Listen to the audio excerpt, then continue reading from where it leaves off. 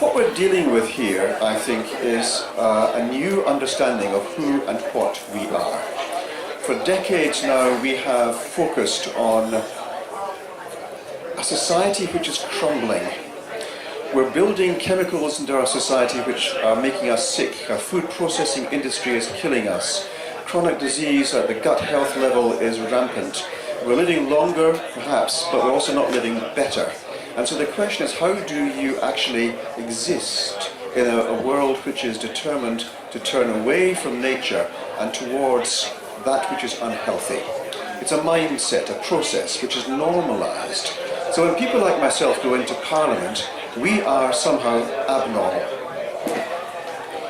And when we first came into Parliament, they said, okay, well, it's a landslide, a Labour landslide. So we rocked up there, and most of the new ones were actually Labour members, and they were talking among themselves, chattering away like birds in a tree. And they'd turn to me and say, and which party are you from? I would say, Legalise Cannabis, Western Australia. And universally, they turned to one side, the eyes went this way and that way. Oh yes, cannabis, marijuana. You want to smoke cannabis in the streets. And I thought to myself, well, first of all, I've got 4 years to exist with complete idiots. And the next question was, with a massive Labour majority, how are we possibly going to make any difference at all? Because clearly they're uneducated and not prepared to listen. So I was looking forward to 4 years of being totally ineffective. We had a mandate from a population who were saying, yes, we want to legalise cannabis. 2 members in the upper house out of 36, which is pretty good. In the lower house in Western Australia, we've only got 2 Liberal members. It used to be a major party. We've got as many members in the upper house as they have in the lower house. But still, the question was, how do you actually make a difference? Well, we're leading on to the boring part of life. You elect a member of Parliament and we become establishment. And we have to do normal things in normal ways to legalise a plant which has been criminalised for far too long. And the first thing I had to do was establish, who am I? Am I a weed smoker? Well, I'm not a weed smoker at all, I'm a cannabis user. Am I a weed smoker, single issue, fly-by-night, in for a short term, and the real politicians can carry on with their job? We're a fly in the ointment. Or am I the future?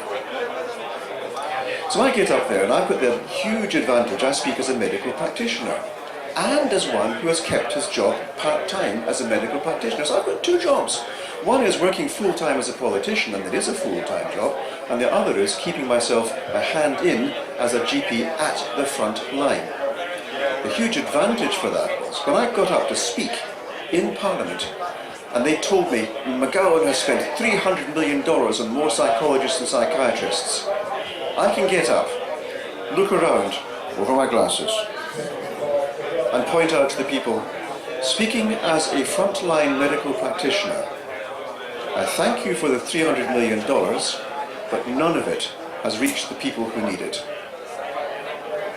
There's a waste of money. Now, I'm not quite as cruel as that. I describe different things, but they need to actually pay attention. But I got up and I asked questions in Parliament. How, for example, how many people have you actually convicted of cannabis when driving? Well, we don't keep those details. Why not? So you're actually criminalising people driving with medical THC. You don't keep the numbers, you don't care about them, do you? You're just penalising them, you're getting more money for that. I'm not as cruel as that, and I can't be as polarising in Parliament. I have to be a politician. I have to actually speak as a politician, not as an angry doctor. And I am an angry doctor. I went into politics because I was angry, because you, politicians, are making life so difficult down there. You're disenfranchising, disempowering people, you're sidelining them, letting them rot, and blaming them when things go wrong and they take cannabis to settle the nerves. You don't bother when they're drunk on alcohol, but the cannabis is a problem for you, and indeed the other psychedelics. Wait, what planet are you living on? So I couldn't be that angry doctor. So I asked questions, because I'm a scientific doctor as well. What's the thinking behind this? Why would you want to do this? And I kept asking these questions, and finally, the Parliamentary Secretary for the Attorney General, a friend of mine, Matt Swinburne, says, "Brian, have you thought about a select committee?" Now, I didn't tell him we'd been planning this for the whole time. To make myself so unpopular by asking sensible questions that they want me to get off their backs, they'd sideline me by giving me a committee. Brilliant. So my Machiavellian plan number one succeeded. Now, the difficulty with a select committee is you can't actually speak about what you're talking about because it's still under the process of examination. 1.5 years it took to get this report out. 1.5 years. And it looks like every other bureaucratic paper coming from Parliament. But this is incredibly important because what this is a committee run by specialists featuring politicians from a variety of parties. It's not just a government. Look, the majority of the members here were government members. They had no idea about cannabis whatsoever. We had one national party and myself as the chair. And so we started collecting information. This information is going to be on the parliamentary website forever. It will be always available. The information here is produced at a high standard, and it represents what the committee feels is important. Now, committees, you might look at politics in Parliament and say, that's where the work happens. No. The actual political work is in committees. And it's done in a bipartisan manner because you're working together. Because politicians, once you get out of the television and they're sitting in the bar, we're actually friends. And they're actually good people. They may be dipshits at times, but they're good, they mean well. And so you get on with them, you have a relationship. And so in the committees, you're working with parliamentary colleagues. They may be on the opposite side or have very different points of view, but they're still colleagues and we're friendly with them. And our task then is to find out what is the truth. And to do this, we first of all defined what are the terms. Now, the government defined the terms. Specifically, they did not want me to go into recreational cannabis. So they defined it very clearly, medicinal cannabis, the barriers too. And they added in hemp as well. Great. Now, the thing about this is that what they didn't know is that everything is cannabis adjacent. So they're a bit of the back foot there, but we got a report out which basically did what was possible. Now, to do this, we had to invite people in, people of different points of view. The three major ones, Fiona Patton pointed out yesterday. The first was Drug Free Australia. Then there was another DeLonghi name, I think it was, and then the WA Police, all opposed to cannabis. Now, the WA Police weren't actually opposed to cannabis, they were opposed to driving when impaired. And that's a very sensible thing to be aware of. And they're simply following the law in WA, which states that when you drive with THC, you're driving with a prescribed illicit substance. Now, as a doctor, I thought prescribed illicit means I'm prescribing a drug which is illicit. Nonsense. This is legal language. It's been prescribed illicit by Parliament. It's been said this is an illicit substance. The fact that it is now permitted for medical use, they still haven't changed the law prescribed illicit. Now, the police have to go by what the government law states.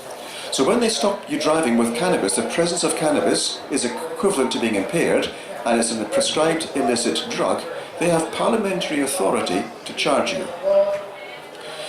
But think about that. When we are driving with a medically prescribed substance, and the government is saying, well, you can have it, but you can't drive with it because it's illicit, we have a conflict. It's wrong. And the police know this, the government now knows this. In fact, back in September 2021, before I was asked about the committee, one of the very famous members in the Upper House, Alana McTiernan, was scolding me in Parliament for suggesting that you don't have a medical defence for driving with THC. And I said, but this is the law. You can't be right. I said, it's the law. This is what the law says. And she said, oh, I'll check that and I'll take that to the Parliament, to the Premier and Cabinet. So back in 2021, the Premier and the Cabinet already knew we have a problem. We've enshrined into law a lie. And if they had any sense at all, they would be crafting the laws to change that, but they were waiting until this report came out. Now, the report. We travelled extensively in Australia and also abroad to seek a variety of expert opinions, the growers, the users, the pharma companies, and also the scientists, especially in Germany and Israel. Fantastic research there. I mean, there's a summary here. There's a couple of things. Well, there's actually, how many are our recommendations? Recommendations are 16 recommendations, 19 findings. Now, the government is obliged to give a report in 2 months about our report. They're obliged to report back. And we then, in due course, maybe in a year's time, will debate this in Parliament. But if the government has got any sense at all, there's some things which are so blindingly obvious that if they haven't crafted the laws yet, they must do that soon. One of those is going to be the driving with THC. Now let me say Now we listened to a number of people, including the Department of Health, and it's fair to say that the Labour Party members of the committee were not impressed. There was a number of people who contributed. There was the mines and the mining and the petrol sector sent in a representative who said, yes, the FIFO workers, if THC is present, they're impaired, they're going to ban them. And there's a whole host of things that were wrong with that. Now, bear in mind, the Labour Party members came from the union organisations. And they were thinking, hang on, you go on and you haven't got any impairment and you're being struck off, you're losing your job, you're losing your house because of something which is not present. You've tested for THC, but they're not impaired. And you let them on when they're sleep impaired and they can cause death and damage. Okay, and you let them go on, but you ban these ones here and you strike them off and cause them physical, mental and emotional pain. And they tore that man apart. I had to sit back there just watch what they were doing. It was a joy to see how the Labour Party members who came on thinking cannabis is bad now began tearing apart people who shared that point of view. It was awesome. So education of the party members there was fantastic. So one of the findings not here that I have noticed is that the tone of cannabis in the chamber has changed. As they're talking to their friends, their party colleagues, they're now saying what we thought about cannabis is wrong. In fact, most of the Labour Party members have either used cannabis or support its decriminalisation or legalisation, but they don't dare say so. It's actually Labour Party policy, state party policy, to decriminalise cannabis. But the Premier is against it. And because the Premier is against it, and 2 or 3 of his major members, they don't dare speak out against it in case they don't get on the list for the next election.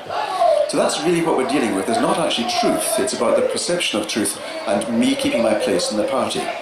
Anyway, the findings we've got here. Where are we now? Cost benefits 24 months. Driving. What was recommendation 4, was it? Just bear with me a moment.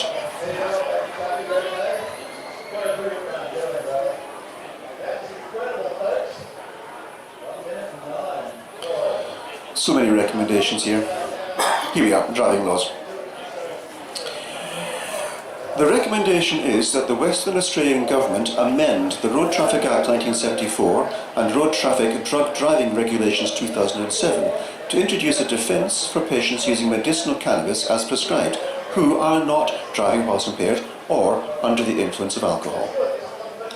Now, they based that on a couple of findings. The first one, and this is here a parliamentary committee, has found that the current driving laws in Western Australia detect the presence of the cannabinoid but do not calculate or assess the level of physical or cognitive impairment. That's a major statement. The inclusion as a prescribed illicit drug predates the legalisation of medicinal cannabis. What they're basically saying is the law is wrong. Another finding, road traffic legislation should now incorporate a defence to reflect the legality of medicinal cannabis as treating cannabis as any other drug which might impair your abilities. And the last finding here, current roadside drug testing for THC does not allow for an adequate assessment of the actual or likely risk a driver poses to themselves or others on the road. Now you'll note, this is particularly boring language. They've used this, and I like this because the whole report is written in bureaucratic terms. It's not something you take to bed to keep you awake at night. This will send you to sleep in a heartbeat. And it's deliberately designed like that because this is not controversial. What we're putting out here is something so blindingly true in bland bureaucratic language that change must happen. The only question is when. So I can pretty much guarantee that we're going to have a defence against driving with THC in the system. And that is huge. Now you might then say, because I was speaking with people who saw this report first, they said, oh, it's a waste of time, you should legalise cannabis, this is all the nonsense, you've wasted your time. What I then say is, look, people think that politicians come in and it's all talk, talk, talk, we do nothing. Get a salary, waste time, sit in your bum, and just screw the people of the state. Actually, we work very hard, and there is a way of doing things, and playing the game allows you to get wins. This is a win, because if we now begin to see this dam of prohibition, a small crack appearing in that dam, it's not going to be long. That crack is going to widen, that dam is going to crumble, and we are going to have legalisation of cannabis. It's not a question of if, it's when it happens. And this is one of the first. In fact, I am betting, I'm hoping, that we can get defence against driving with THC in Western Australia before the lucky buggers in Victoria can. They have a balance of power, but we have a balance of facts. And it's actually cross-party support. Everyone supports this report. We'll debate that in Parliament, but I'm looking forward very much to what comes before that. Now, if anyone does want to get this, it's available on the Parliament website in Western Australia under committees, past committees, and it's available to all. It will always be there. This will never vanish. One of the things that we discovered in our committee is that the Department of Health is unscientific, incorrect. We were limited in Western Australia because in other parts of the state, the nation, we can prescribe fairly high levels of THC, except in Western Australia. 30 milligrams total, or then get a specialist. And then who's that specialist? It's someone who's never prescribed cannabis in their lives is now the specialist, and I've got to ask that specialist, please, please, please, may I give more THC? Well, that will probably change because the committee here has recognised that's crap. What they've said is, we would like the Department of Health to recognise that we should be giving at least a maximum of 100 milligrams of THC, if not more. That's the starting point, 100 milligrams. So free it up so I can, as a doctor, prescribe what the patient needs. Now, it's true that many patients will need small amounts of THC or maybe even none at all. The cannabinoid CBD itself, mind you, with the full spectrum, is probably going to be much more effective than the isolate and also cheaper. But if I need to give THC, for example, for PTSD, I'm going to want to increase that to the point where the patient is not suffering adverse effects and is having a good beneficial effect. Oh, by the way, the previous one, the psychedelics here, I'll be using psilocybin or MDMA, and that is hopefully coming on board. So we are actually looking here at a wellness in the population can be enhanced if the Department of Health abides by the decision the government should be taking. Now, there's 19 recommendations, 19 findings, 16 recommendations. Is the government going to accept them all? Probably not. But most of it is fairly bland, fairly sensible, and I can't see any reason. For example, within 24 months, the recommendation is that the Department of Health in Western Australia review the necessity of a daily THC prescribing limit. Is it necessary? Or do we leave it to the doctors to do the right thing? It's not necessary, but THC is bad for you, it's going to kill you. Bullshit. Within 24 months, the Department of Health is to publish the results of that review and remove or increase the daily THC prescribing limit as appropriate.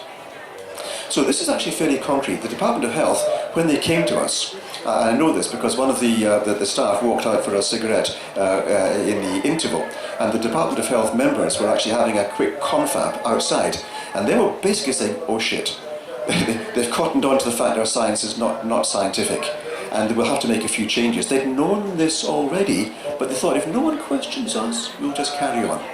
Okay? And they've been caught.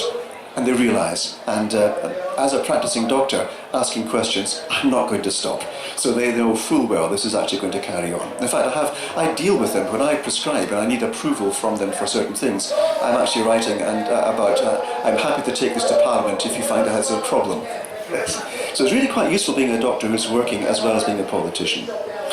Other findings here relates to how we function as a state within Australia, because each state has got its own particular laws.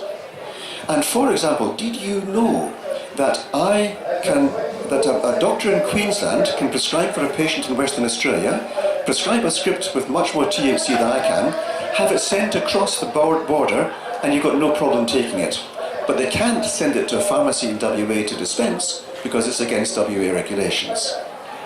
I, however, can attend to a patient in Queensland, send them a script for that same high level of THC and have it dispensed in Queensland. No problems at all. Isn't it strange? So all of a sudden now, we've got border controls there we've got to be aware of, that I can't accept a script in WA because it offends the laws here, but I can have the same script in Queensland or New South Wales. No one bats an eye. So we've got here stupidity. And this is because the states themselves have made their own laws, and some of them are quite stupid. WA in particular is very conservative, very backward. So what we're looking at here is, can we get any federal support? Can we get any federal unity? Can we work together? And this is one thing here which, as a report, now is in the documents that are available to all the parliaments and can be referenced. So I've given a copy of this report to my colleagues in New South Wales and Victoria, and also the ones upcoming in Queensland and all over Australia, because this is something which now must feature at every parliamentary discussion. I take Fiona Patton's report about the recreational cannabis. I can quote that now in Parliament as an official parliamentary report. Yes, the government in Victoria watered it down. Yes, they didn't accept all the recommendations, but there's nothing that we can't present in Western Australia saying this is what the Parliament of Victoria has suggested. Let's do it. And of course, if I can get McGowan to say I can beat Dan Andrews, maybe he'll take up the challenge. I don't know. But what we have here is a bureaucratic, boring document with a lot of excellent recommendations.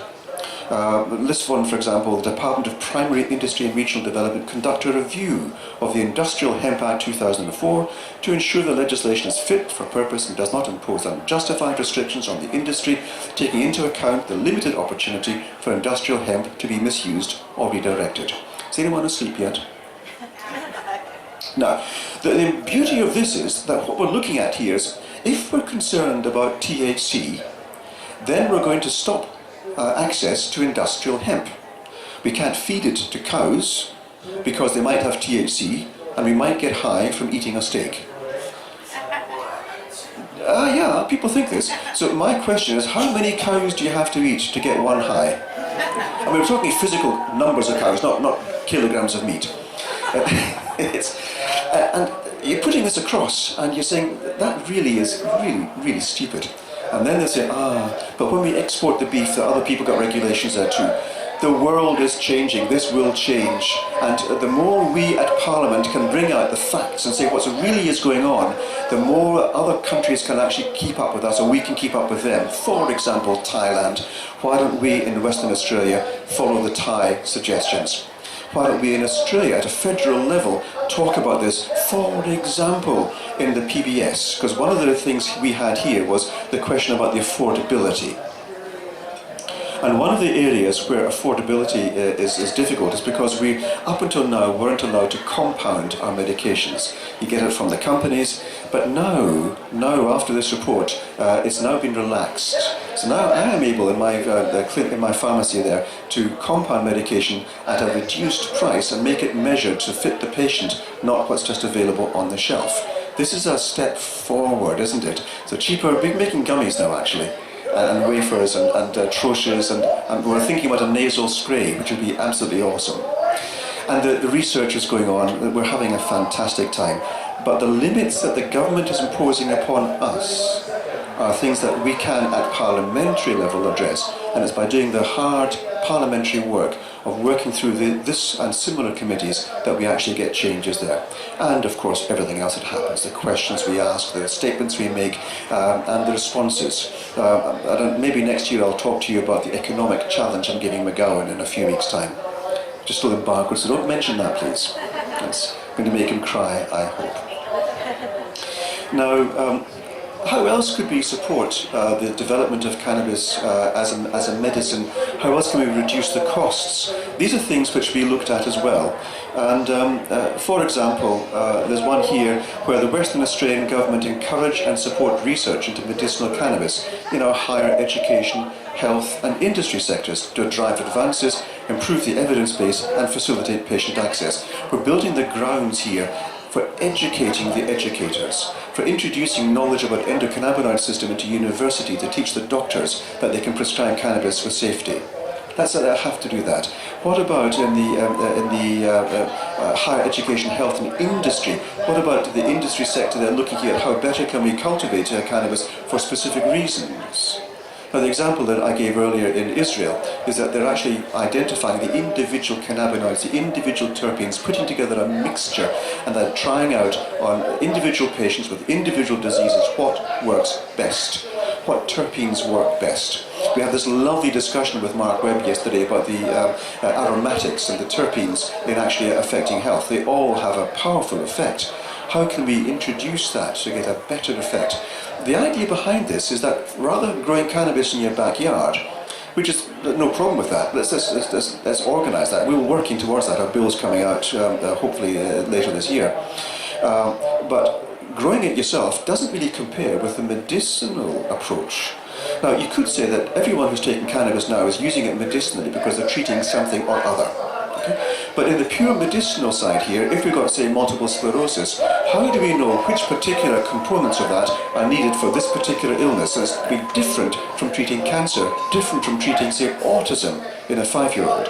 So we need to be very aware of that. And this is what this is saying here. We need to encourage education, health and industry sectors to drive these advances in really boring language, but what it means is we're hoping to, if the government approves, to free up cannabis for more research so we can actually normalise that and incorporate that into our vast amount of potential for medicinal cannabis, and that leads on to a vast amount of potential for freeing up cannabis as a healthy, healing herb. We did speak about hemp to some degree as well, but that really didn't feature so much because that wasn't quite as sexy. The medicinal side here really turned them on, and the barriers to that, and the cost being a major barrier. And so what they recommended is, in conjunction with peak medical bodies, investigate the feasibility of a medicinal cannabis advisory service, and if feasible, establish a medicinal cannabis advisory service. So we're hoping to get then top-class people who know about this to actually take it out of the realms of the amateur doctors who are prescribing because they don't know about it, and making it something which is sensible, highly developed, advanced. Now, they're doing this actually in Germany. In Germany, they've got a fantastic system there where all doctors are allowed to prescribe cannabis, and they need to actually, well, they're allowed to give details as to what's happened, how has it helped this patient, what's the problems with this patient, and all of this is going into a database. The Germans are very, very organised. That database is now at governmental level, and they have, once they're legalising cannabis, and they plan to do that, they've also got a pharmacy. It's a huge organisation there, the only government-owned pharmacy in Europe, I think, and that takes all of the cannabis, either the homegrown or the imported cannabis, and distributes it. It distributes it for medicinal use and also for recreational use. So now we're getting government-approved cannabis for recreational use. Clean, without the chemicals, without the additives which we don't really want to have from the backyard growers who are just making a profit. And that is something that is being done at that level in Europe. And what they're asking for here is, shall we begin that process of looking at cannabis more professionally? The West Australian government conduct a cost-benefit analysis of implementing a compassionate access scheme for medicinal cannabis products. We haven't got PBS yet, but what we can do is get a compassionate access scheme and formalise that, and implement a compassionate access scheme. This is what we're looking at here with the government funds. Can we actually offer cannabis at a cheaper price for people who need it deeply but can't afford it? These are the advantages that we've got with the select committee of being able to put out where are the problems. There's so much more we could have talked about, but 18 months, I think, for a fairly limited report. Is there room for more? There is. Will we get it? Probably not, because in the coming year I'm going to make myself a bit of a bastard in Parliament and be confronting McGowan with the economic benefits of cannabis legalisation, and he's going to hate that. But that's where I'm at just now. trying to create a scene whereby it is so blindingly obvious that cannabis needs to be legalised that no one can stand against it. That will happen, maybe not in this Parliament. I'm expecting it in the next Parliament. Another area which really I think we should be pointing out is the use of the safety of cannabis in our FIFO mines, because Western Australia is a major mining centre, but also elsewhere in Australia. And they have got pretty stupid regulations. So the recommendation here is that the Department of Mines, Industry Regulation and Safety review its publication. Basically what they're saying is the publication is crap. Alcohol and other drugs in the workplace guidance note, with a view to developing and publishing a more comprehensive and contemporary guidance. So write it better. And the reason behind this is because what we have is the idea that we need workplace safety, so 0 accidents, 0 deaths. Perfectly good idea. And drug place should be free of impairment. I think no one could argue with that. But how are you doing it? How about if, what they've done in Western Australia is that they've taken THC as a urine test, not even a swab test, a urine test. So if you've smoked cannabis 2 weeks prior, you're probably going to have positive metabolites in your urine. Therefore you're impaired, therefore we'll strike you off, and you'll never get a job in the FIFO again. This is major stuff. Lose your house, lose your family. Go on to meth instead. Which is what they've done. They've gone on to methamphetamine in large numbers. We're in a major meth consuming state now, because you can go off your head for the 2 weeks you're off and then go back to work utterly shagged out and unable to work because you're impaired, which they're not testing for. Then accidents happen and deaths will happen.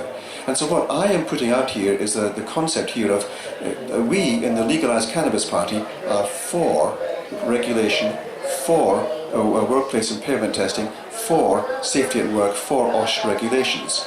Can you imagine the underground here, the cannabis users, we're actually standing up and saying we want regulation, we want actually good OSH regulation? How boringly bureaucratic of us. Okay? Here we are being actual politicians doing a political job for the wellness of the people we claim to represent. And this is actually something where we as politicians now in Parliament, legalised cannabis politicians in 3 states now can stand up and say we represent good laws, we represent good regulation. We are now, I hate to say it, establishment. We are the enemy. That's where we're at. So yeah, I could bore you for hours on this, but do you have any questions about the idea of the Select Committee, the report itself, or politicians in place? Do you think the government's going to go for regulations where you actually can have some THC when you buy it? Regulations, will the government go for it? I think yes. It's inevitable. The question really is, how do you test for impairment? And this occupied us for some considerable time. Now, the Commissioner for Police appeared in front of the committee. Isn't it strange that I, as a cannabis user, can actually interrogate and demand an answer from the Commissioner of Police? He's got to stand and sit there and answer truthfully, and I can then ask return questions. I can bring him back in again if I want to say, you didn't tell the truth, did you? And actually he can be sanctioned for that. So of course they behave themselves when they come in front of a parliamentary committee. It's actually quite a powerful thing. But what he was saying, he actually realised that the first time I spoke to him was actually in a budget, it was a question about the budget, and he had to give chapter and verse answers. And I ran him in circles, and I got him to admit that they don't actually test for impairment, and it doesn't make a difference. We'll ping you because cannabis is present and you must be impaired, although you're not. So it was quite embarrassing for him, but I had a lot of fun. So he came before me again in front of the committee, and he knew what was coming on him. And he was actually very, very good. He said, listen, we are against anything which impairs driving. And we as a committee said, and we 100% agree with that, no one should drive when they're impaired. Tell me about alcohol in 0.05, which is actually the level at which you have double the number of accidents. And this is allowed. So we have actually an inconsistency.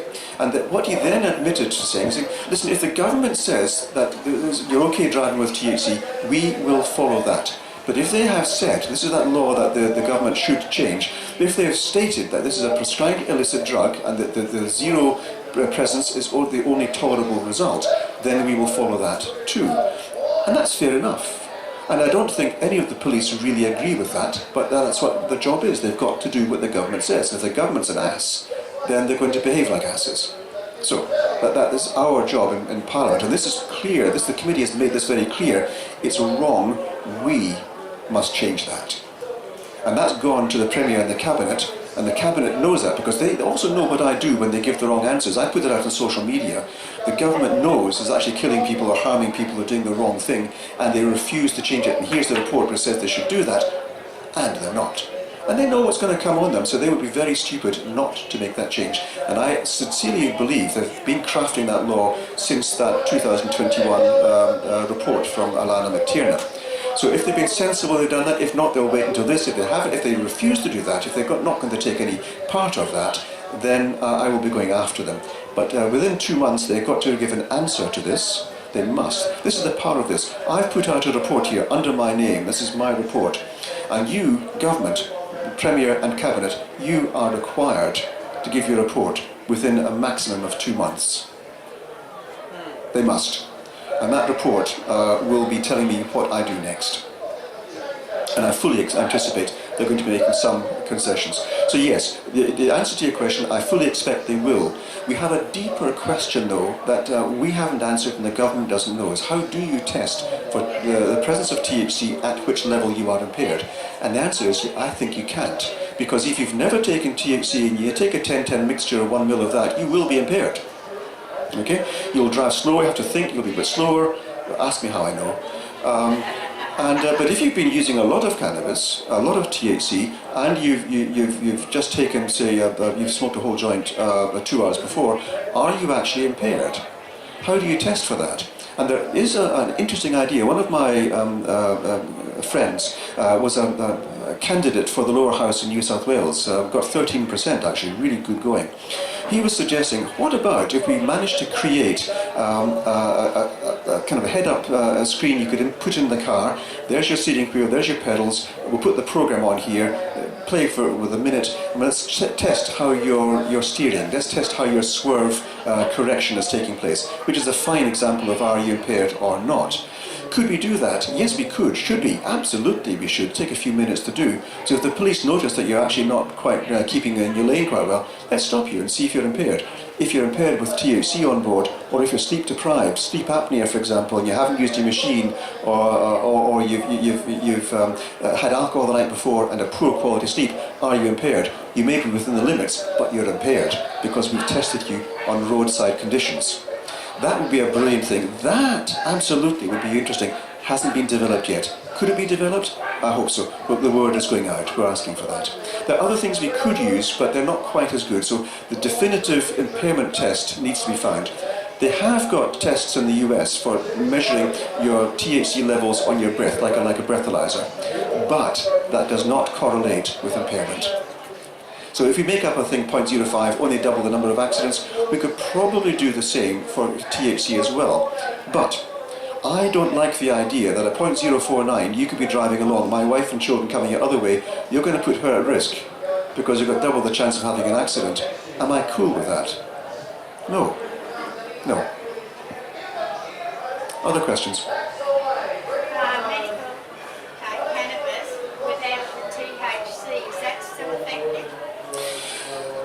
Medicinal cannabis, you can get 2 types of CBD. One is the isolate CBD, which has no THC whatsoever. And it is effective, but not much.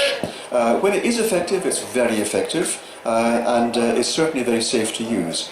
I tend to use more of a full spectrum, which has got CBG and other cannabinoids, which can metabolize into a low level of THC, which can be tested positive, in urine especially in FIFO. Tongue testing, not so much. But I find that much more effective. So high CBD is an interesting area, but interesting.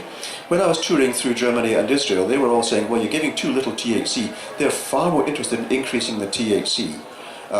So they're comfortable with that. I think what we need is more experience to see what does work for which people. So there are going to be differences, I think, of opinion. But yes, the CBD isolate on its own is effective, not for all of the cases, but for certainly some it's worth a try at the beginning, see how it works. Very safe and can be effective.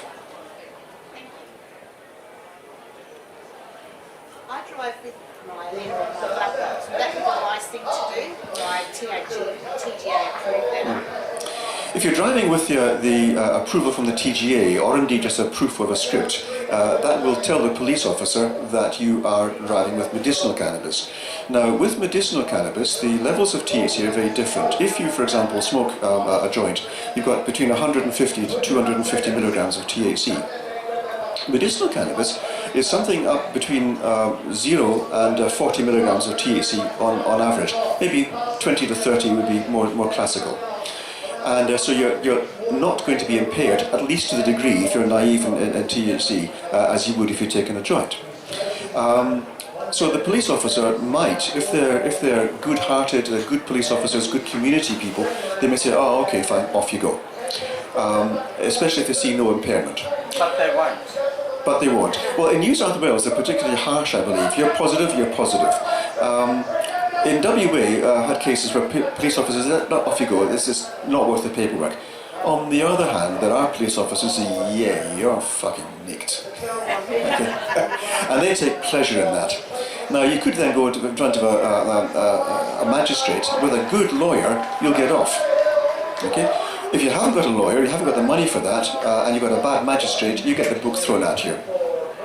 So even if you've got medical papers there, this is the whole point about this report here.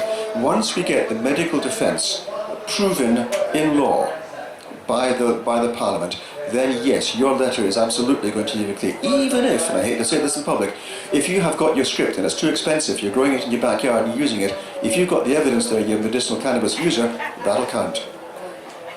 I didn't say that.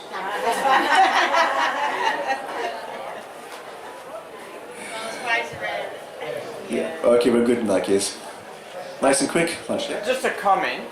I find it interesting that the police, I've been sprinkling this throughout the couple of days, I find it interesting that the police are only really concerned about people that eat cookies, smoke or vape or have a tincture on their tongue. Something that touches the tongue. But the police do acknowledge that if you take a capsule, like a pill, with the liquid in it, it doesn't touch the tongue, and so therefore you will actually be tested clear and negative and safe to drive. So the police themselves in court prosecutions have acknowledged that it's okay to drive with that tablet because we can't detect it. It's only if you eat or touch it. Yeah. That is beautiful and very, very true. And that's been tested research-wise. Yes. No, the capsule is actually a great idea for that. I sometimes say, well, listen, if you just put a few drops into the peanut butter and swallow that should be okay as well. And also wash your tongue with a Biotin mouth spray. It tends to clear that. But the capsule absolutely is a good way of doing that. But interestingly, what you mentioned out there is that it doesn't really matter how much you've got on board. If you can't test it, you're fine. Exactly right. And how likely is the capsule to leak? Well, allow me. Can I elaborate briefly on that? So I know this is first-hand research, not hearsay. If you smoke a joint, you're getting maybe 30 to 60 milligrams, and the rest 60 milligrams just goes in the air, so it's a waste, right? If you take a capsule, you're getting all of it. And so I know firsthand, if you take 20 milligrams up to 120 milligrams, why would you do 120 milligrams? To prove the point that you'll be unconscious on the bed. And when you wake up 5 hours later, you're totally buzzing, there's no way you would drive or let alone walk, but you can test your tongue, and if you haven't got gingivitis or blood, if you haven't got reflux or vomit, you will be clear.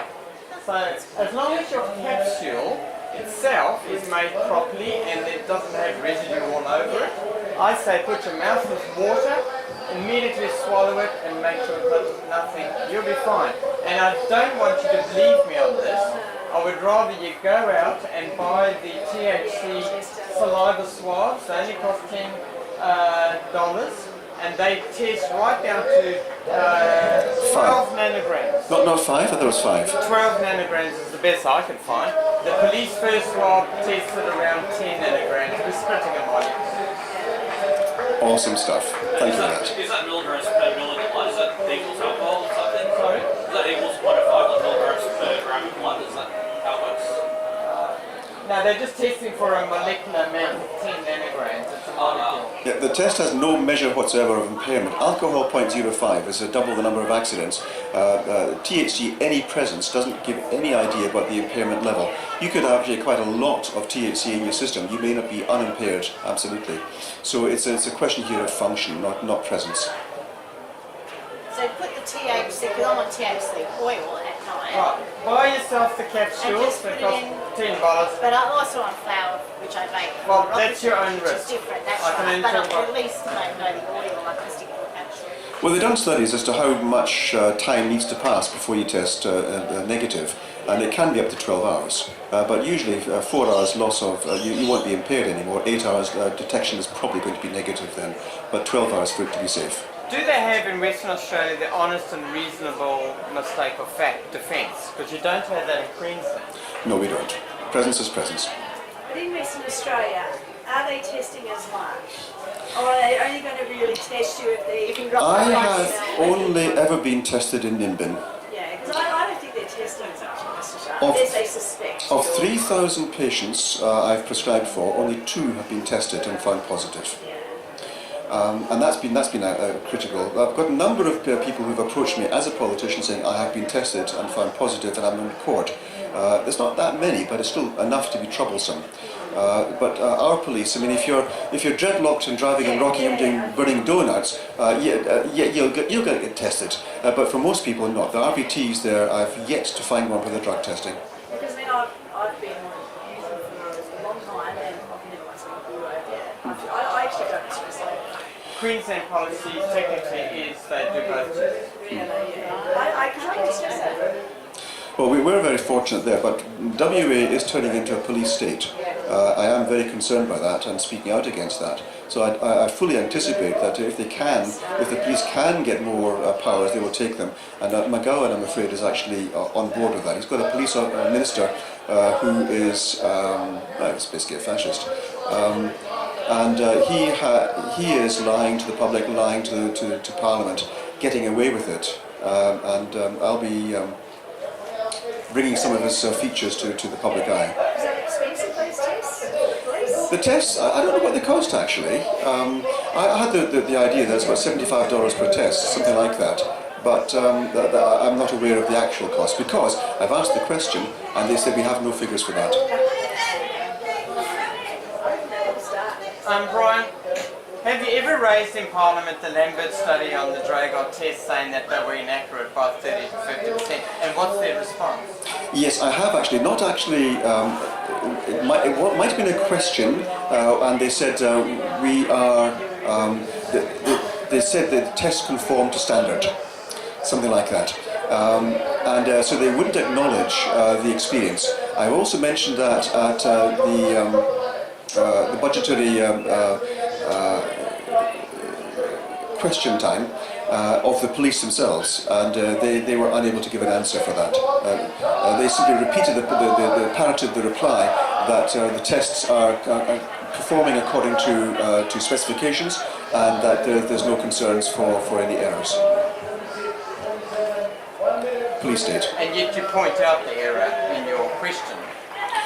They're very good at sidestepping that by rephrasing it. So this is what my social media is pointing out, and people are commenting on that. But yes, they are hiding the truth, and they are. This is one reason why I got the committee, is because they didn't want so many questions. Now, if the committee's finished, I can ask more questions. But it's true. There are plenty of areas where they are less than frank, and where the repeated questions is opening them up to the fact that they've hidden the actual facts. And this report here goes some way to addressing some of those in official form, bureaucratic form, boring but effective. Have you done a non-boring media release about that boring? No, what happened is that on the day that this was released, I got ABC picked it up, Southwest. No one else. In Western Australia, the narrative is controlled by the government. Kerry Stokes is a friend of the Premier, and one of my staffers is actually an ex-Channel 7. That's why the graphics are so good. He has got friends who are still in the business. And he called them and said, why is no one picking up? And the reply came back from several, we've been told to do less stories on cannabis. So we're being blanked. When there's one reporter who's in the West Australian, is very friendly, very open, very good, happy to... When she writes the report, she's almost stabbing me in the back. So I give the information and she twists it into a backstab. And I look at that, yeah, interesting. There's another guy there, Joe Spagnolo, who's actually giving an honest report, but the headlines are written by someone else. And so that gives a spin to the report, which makes me, they try and make me look like a druggie, not to be taken seriously. But they can't really do that much, and so they've been quite quiet. They don't want any reports coming out. However, this one here came out, and for the first time, it's actually a sensible report. When it's, the government has replied, I'll be putting it out again. And one of my tasks this year is to actually get more into the media, not on cannabis, but on other projects. For example, local government reform, the boring stuff, where I can put an opinion out there, and people say, well, actually, he's not a dope head. He's actually got some sensible points, and then I can take a position in society as someone who's actually got a point of view that's not government and not official opposition. Well, we haven't got much opposition, but someone who's got a reasonable point of view out there. And once that happens, then I can segue back into the cannabis, not as we must free cannabis, but we must look at, say, OSH regulations, we must look at driving regulations, we must look at keeping our workers safe, keeping our children safe, this kind of stuff. So we're looking here at how do we approach this from different areas which attract people's attention as concerned parents, as concerned educators, as concerned employers. Boring, but effective.